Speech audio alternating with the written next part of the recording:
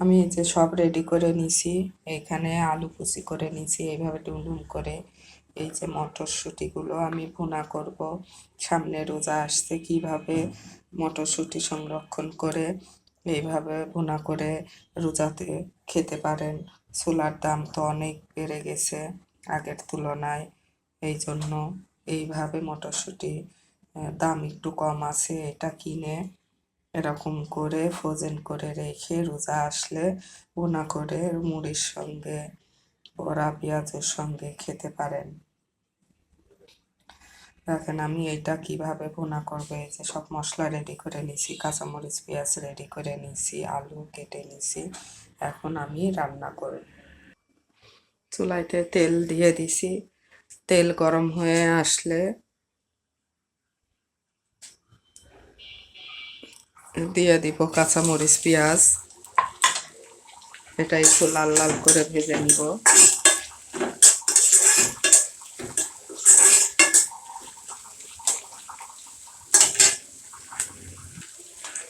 এই পেঁয়াজ মরিচের সঙ্গে দিয়ে দিব এই যে আলু কুচিটা।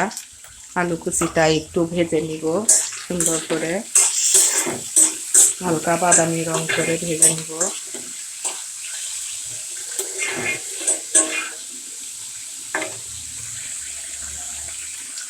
যখন একটু লাল লাল হয়ে আসবে দিয়ে দিব লবণ, মরিচের গুঁড়া, হলুদের গুঁড়া, ধনিয়ার গুঁড়া আর আদা রসুন বাটা।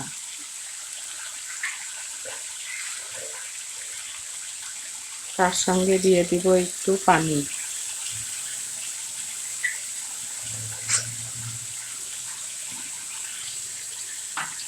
পানি দিয়ে দিলাম। এখন মশলাটা দিয়ে সুন্দর করে কষাই নিব। একটু নাড়ে চাড়ে নিয়ে দিয়ে দিব সেই মটরশুঁটি, দিয়ে এটা সুন্দরভাবে এখন কষাই নিব।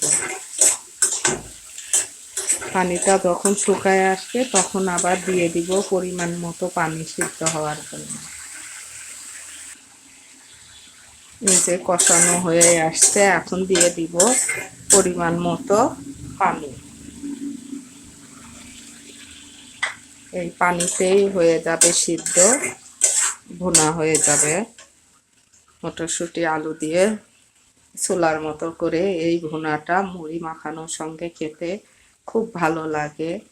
আপনারা মটরশুঁটি কিনে ডিপ ফ্রিজে সংরক্ষণ করে রেখে এইভাবে রোজা আসলে করে খেতে পারেন। দেখেন অনেক ভালো লাগবে খেতে। এই যে হয়ে আসছে, এখন হওয়ার আগ দিয়ে দিয়ে দিব সামান্য ধনিয়া পাতা,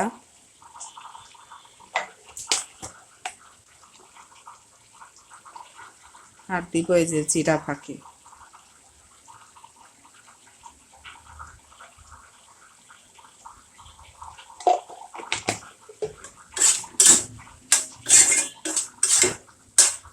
এই যে দেখেন দেখতে কতটা ভালো লাগছে না?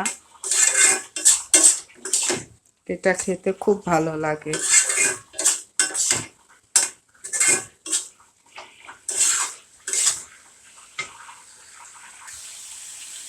এই যে এইভাবে এরকম কষা কষা করে ভুনা ভুনা করে এটা করতে হবে। যে হয়েই গেছে আমার ভুনাটা, দেখি আলু সিদ্ধ, হ্যাঁ হয়ে গেছে, সব রেডি। চুলা বন্ধ করে দিব। দেখেন হয়ে গেল, ব্যাস কত মজার একটা মটরশুঁটি ভুনা। আল্লাহ হাফেজ।